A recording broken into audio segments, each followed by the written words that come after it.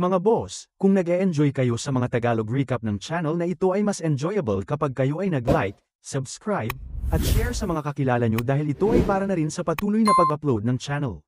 Maraming salamat. Ang nakaraan, hindi inaasahan ni Rokon na napagtanto ng mga manlalaro ng Black Dragon ang sekreto niya. At umungal pa siya ng parang leon dahil pinwersa siya ni Kurubi na gamitin ang mga pinakamalakas niyang skills. Kabanata 112. Pagkatapos ng napaslang si Kurubi ay hindi na napigilan ni Rokon na matumba na lang sa sahig na naghihingalo dahil sa pagod. Sinisisi niya pa ngayon ang mga duwag na tumakbo kaya nawala tuloy ng parang bula ang pagtaas sa kanyang istatistika. Natapos na nga ang isang oras na depensang labanan para sa Dead Mist Duck. At ang nanalo ay ang kampo ng Golden Lion dahil sa mayabang nitong kinatawan na si Rokon. Pinapili ulit siya ng sistema kung gusto pa niyang panatilihin ang daungan o tuluyan na itong sirain. Kakaiba na naman ang mukha ni Rokon na kumikinang-kinang at ngayon ay plano niya nang pumunta sa susunod niyang entablado. Tuluyan nang sumabog ang Dead Mist Duck at may lumabas pa na maliit na bahaghari dahil sa resulta ng malaking pagsabog sa tubig. Sa hindi kalayuan ay napansin ito ng mga tumakbong manlalaro ng Black Dragon kaya napahinto sila sa kanilang paglalakad. Hindi makapaniwala ang orc na manlalaro dahil pagkatapos na depensahan ni Rokon ang daungan ay sisirain niya lang din pala ito at tinignan din ng kalansay na manlalaro ang sistema kaya nakasisigurado siya na hindi na nila pwedeng gamitin ang Dead Mist Duck sa loob ng 7 araw. Sapagkat yun lang ang daungan na ginagamit ng mga manlalaro ng Black Dragon kaya ibig sabihin nito ay hindi makakarating ang mga manlalaro ng Black Dragon sa Central Continent sa susunod na 7 araw. At karagdagan pa ay sinakop ng espesyal na core ng Golden Lion ang lahat ng mga forward bases kaya ang mga pagpipilian lang nila ay ang bumalik sa pangatlong syudad o maglakbay ng walang layunin sa kontinente sa susunod na linggo. Masyado nang nagagalit ang orc dahil hindi niya maintindihan ang rason kung bakit patuloy na pinapahirapan sila ni Rokon. Ang hula ng natatakot na kalansay ay dahil sa distinguished service points at istatistika para sa reputasyon. Kaya niya sinira ang daungan at sinakop ang lahat ng malapit na forward bases ay para makakuha siya ng napakaraming distinguished service points at istatistika para sa reputasyon.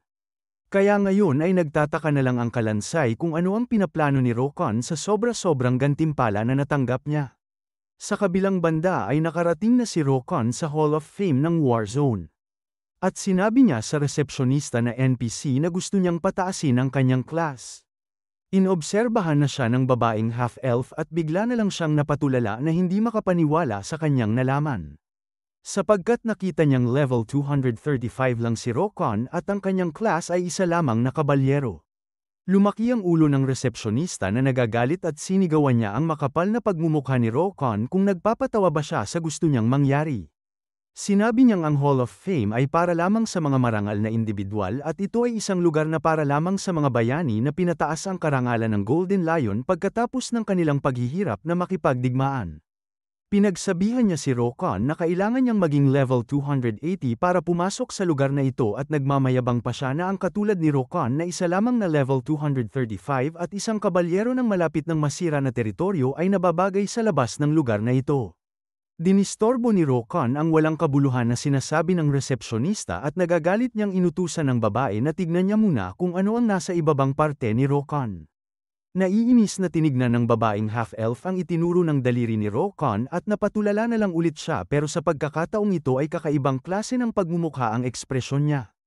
Ipinapakita ng sistema na may halos 8,000 distinguished service points at halos 10,000 reputation points si Rokon na sa sobrang inis niya sa mayabang na resepsyonista ay nakakagawa rin siya ng kakaibang mukha. Umupo na lang sa gilid ang babae na nanghihinayang sa sarili niya dahil hindi siya makapaniwala kung papaano na nakakuha ang nagmamadaling si Rokon ng napakaraming mga puntos. Bigla nang tumayo ang resepsyonista at walang hiyang pinalitan niya ang kanyang pakikitungo kay Rokon. Nagkaroon pa ng mga kinang-kinang ang kanyang napakakapal na pagmumukha na tinanong si Rokon kung kailangan niya ba ng tulong na pataasin ang kanyang class bilang isang baron. Iginuhit na ni Rokon ang kanyang kakaibang pirma sa papel at nagrereklamo na umalis sa lugar dahil masyado raw maraming weird na NPC. Bigla naman lumabas ang malaking pahayag ng sistema na si Rokon ang kauna-unahan na nakakamit ng katayuan ng pagiging maharlika. Ang unique rated na titulong ito ay may mga epekto na pwede nang magmay-ari si Rokon ng teritoryo, may kapangyarihan na ang kanyang boses sa konseho at sa mga maharlika, at ang huli ay meron na rin siyang karapatan at pribilehiyo na maging isang maharlika. Sa pamamagitan nitong bago niyang kapangyarihan ay magkakaroon ng malaking hakbang sa makabuluhan na plano ni Rokan. Bumalik na muna si Rokan sa teritoryo ng Rinai at dumiretso siya sa opisina ni Dekeren na kumikinang-kinang ang kanyang mukha. Pero mabilis na napalitan ang kanyang ekspresyon dahil sa masyadong haggard na kalagayan ng kanyang Panginoon. Sinabi lang ni Dekeren na huwag siyang masyadong mag-alala dahil marami lang siyang ginagawang trabaho para sa pangalawa nilang minahan. At dumadagdag pa ang mga tauhan na pinapadala ng Panginoon ng Remington na alam ni Rokan na ang rason lang ay para suriin ang teritoryo ng Rinai. Nagpaalam na nga si Rokan kay Dekeren at ngayon ay plano niya nang pumunta sa lugar na iyon. Pumunta si Rokan sa lugar na may napakalaking kalansay ng namatay na halimaw at sa napakainit na lugar, ang disyerto. Kakaiba ang mukha ni Rokan na kahit halos wala na siyang damit ay masyado pa rin siyang nagpapawis katulad lamang ng hayop na sinasakyan niya. Ang dahilan ng kanyang pagpunta pala sa lugar na ito ay para gawin niya ang race quest. Nagulat na lang si Rokan dahil sa may matanda na parang multo ang bumulaga sa kanya. Sa sobrang takot ni Rokan ay nakagawa siya ng pagmumukha na hindi kaakit-akit tignan na lumalabas pa ang kanyang dila at parang mapapaslang niya na ang sinasakyan niyang hayop dahil sa mahigpit na pagkakahawak sa tali nito. Kabanata 113. Isa lang pala itong matandang taong nayon na nauuhaw at nagmamakaawa siya kay Rokan na bigyan niya siya ng tubig.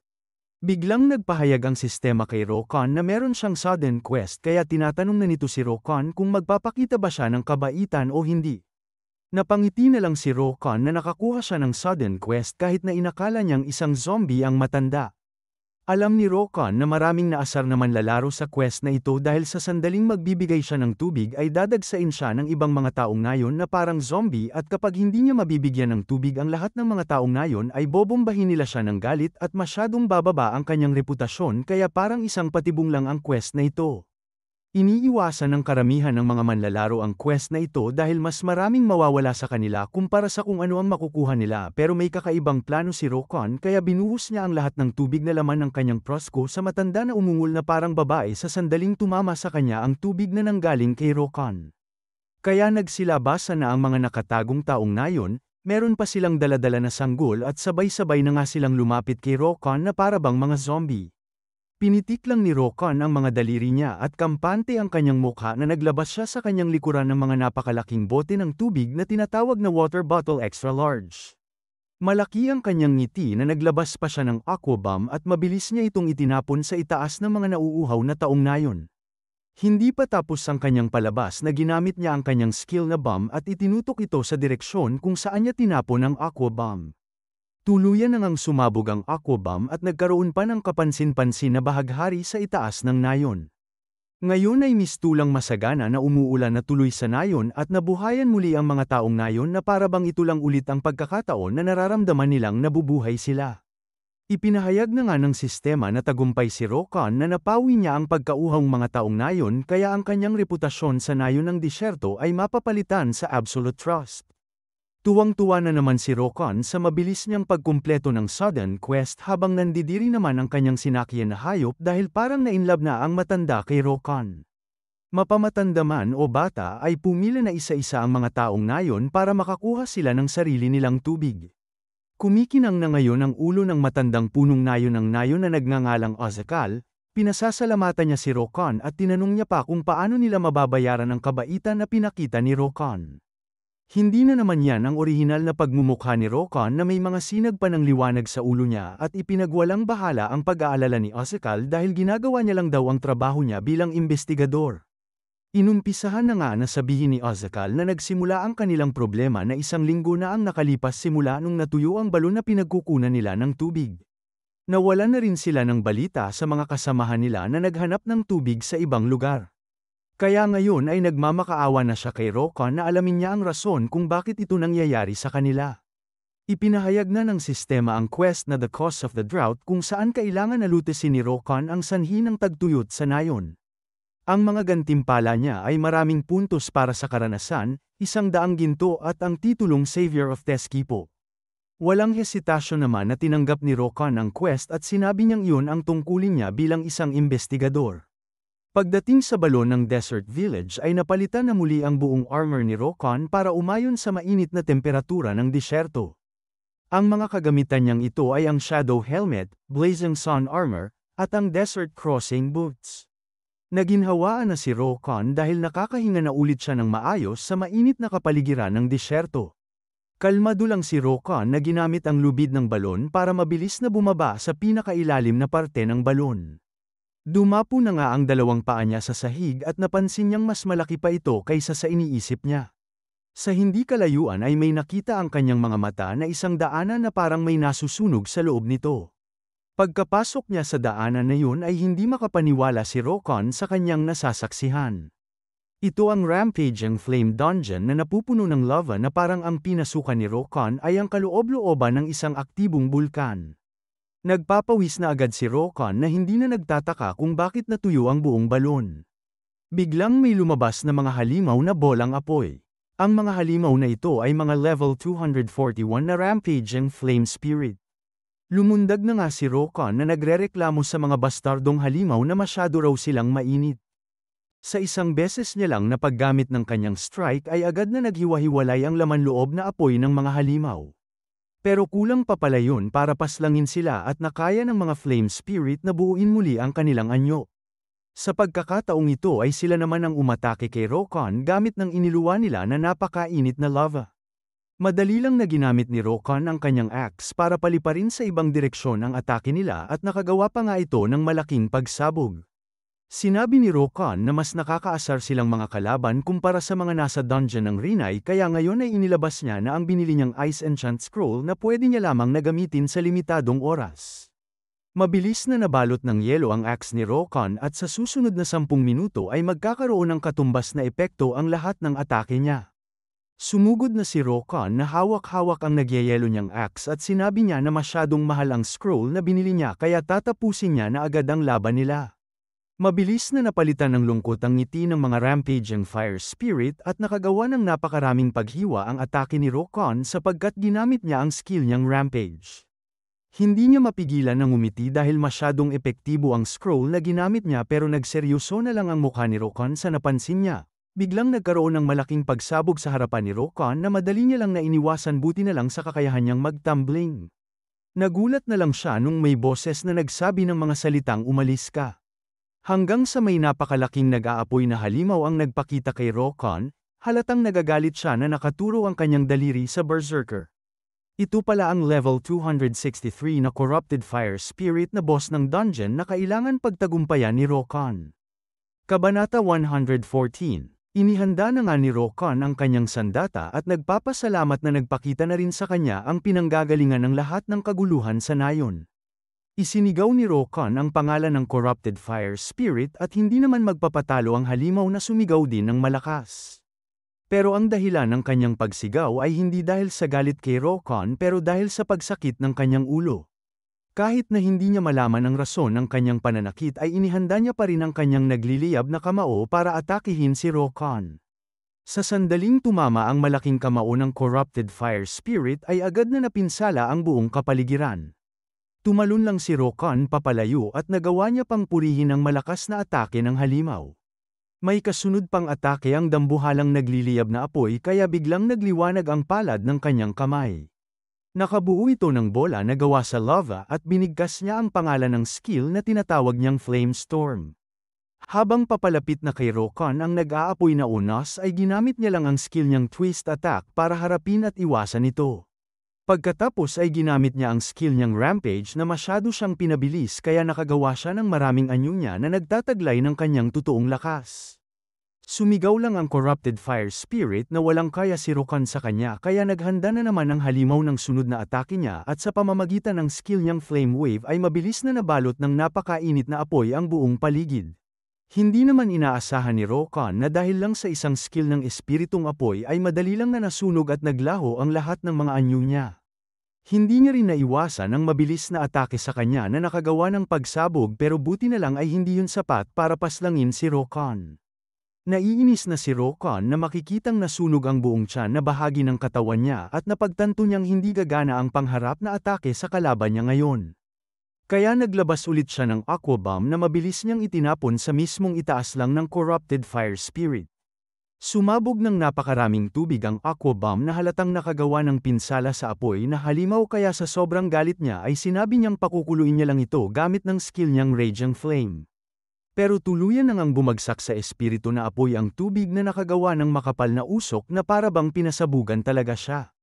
Habang si Rokan ay nakatayo lang na nanunood at nawala na rin ang marka ng pagkasunog sa abs niya. Pero sa likod ng makapal na usok ay may nagliwanag na dalawang mata. Dito na pinapakita ang kakaibang anyo ng corrupted fire spirit na kulay berde at tinawag niya panghangal si Rokan dahil sa ambon lang na atake niya. Pero napansin ng halimaw na usok na lang ang nakikita niya sa paligid. Kaya napatanong na lang siya sa kanyang sarili kung ito talaga ang plano ni Rokan. Lumabas si Rokan sa loob ng makapal na usok at sinabi niyang tama ka.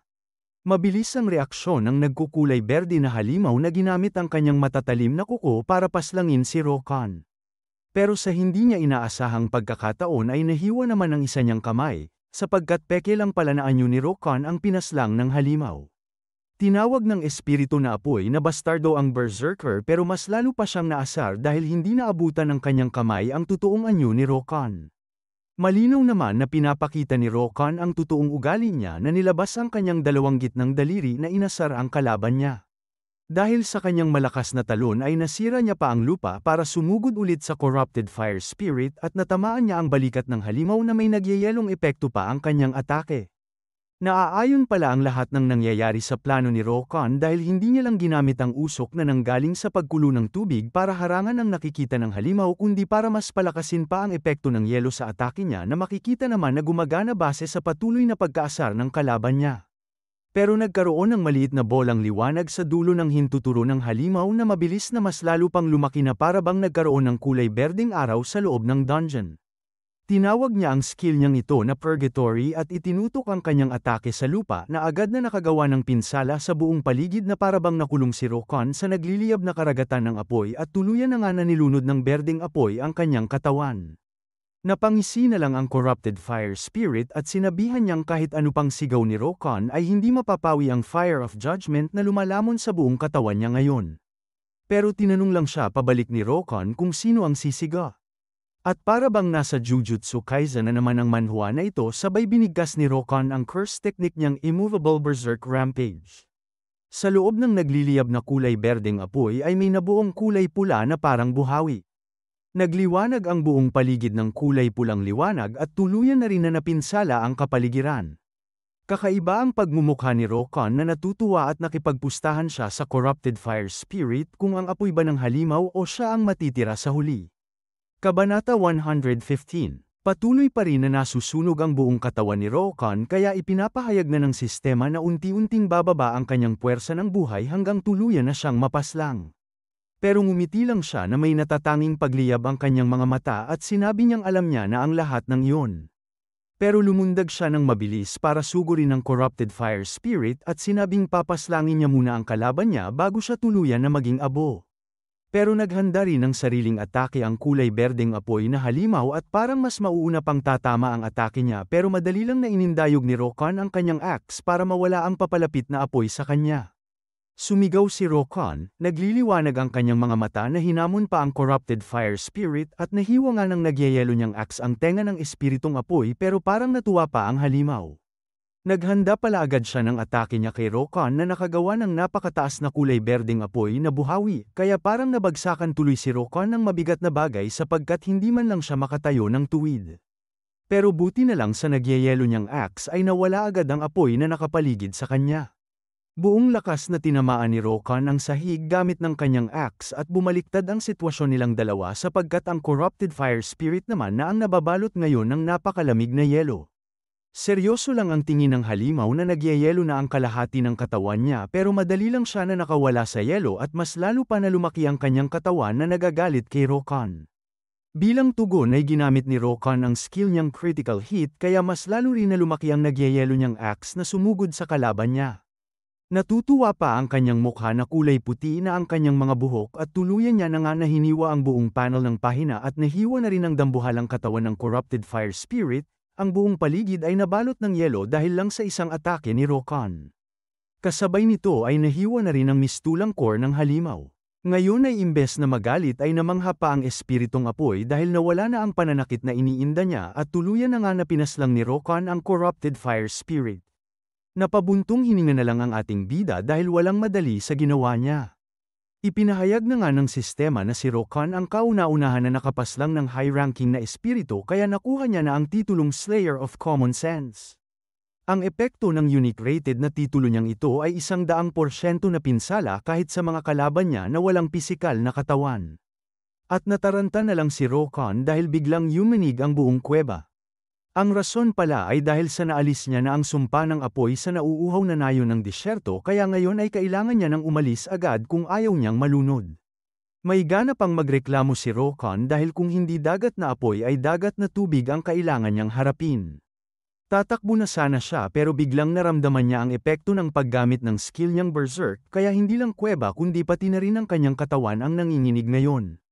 Dahil sa pahayag ng sistema ay napatulala na lang ang pagmumukha ni Rokan na hindi na alam ang kanyang gagawin at ang pagmumukha na ito ay inabot na nga ng baha. Kahit na ayaw niyang matangay ng malakas na agos ng tubig ay puwersahan na nalunod pa rin ang hindi makagalaw niyang katawan. Sanayon na marami pa rin ang malnourished dahil sa kakulangan ng tubig ay biglang nagkaroon ng lindol na nanggagaling sa natuyo nilang balon. At tinilapon na nga ng malakas na agos ng tubig si Rokan. Tuwang-tuwa na nga ang mga taong nayon sa nasasaksihan nilang parang himala dahil bumalik na ang pinagkukunan nila ng tubig samantalang parang literal nang pupunta si Rokan sa langit. At nahulog pa nga siya sa gitna ng mga cactus na punong-puno ng tinik. Natutuwang lumapit ang punong nayon para pasalamatan ang tagapagtanggol nila. Pero ang bumungad sa kanya ay ang nakahandusay ng katawan ni Rokan na natinik-tinikan at dumudugo pa ang kanyang ilong at bunganga. Tuluyan na nga siyang nahimatay at nakapagsalita pa siya na mamamatay na raw siya. Pinunta nila si Rokan sa bahay ng punong nayon at buti na lang ay kahit papaano ay hindi tuluyan na sumakabilang buhay si Rokan. Tuwang-tuwa na nagpapasalamat ang matanda na kumikinang pa ang banga na hawak-hawak niya. Ipinahayag na nga ng sistema na nakumpleto na ni Rokan ang quest na The Cause of the Drought at napataas niya pa ang kanyang level. Nakuha niya na rin ang titulong Savior of the Desert Village na may mga epektong pataasin ng 20 puntos ang kanyang abilidad, ganap na kooperasyon ng mga taong nayon. At pagtaas ng 10% sa kanyang resistensya sa apoy. Bilang pasasalamat ay may ibibigay pa silang mga lalagyan na punong-puno ng mga bagay at ang kumikinang na palamuting ito na tinatawag na Hero's Token na unique graded. Sinabi pa ng punong nayon na si Rokan daw ang bayani na nasa alamat kaya ibinigay niya ito sa kanya. Pero napalitan lang ng seryosong tingin ang ekspresyon ni Rokan dahil kung ikukumpara niya ang Corrupted Fire Spirit ay parang tutorial lang ang halimaw na yun kumpara sa mga kalaban na kailangan niyang harapin sa susunod niyang destinasyon. Kung nagustuhan mo ang video at interesado ka sa susunod na mangyayari ay i-click mo na ang subscribe at like button pati na rin ang notification bell para lagi kang updated sa kwento ng Hari ng Karahasan.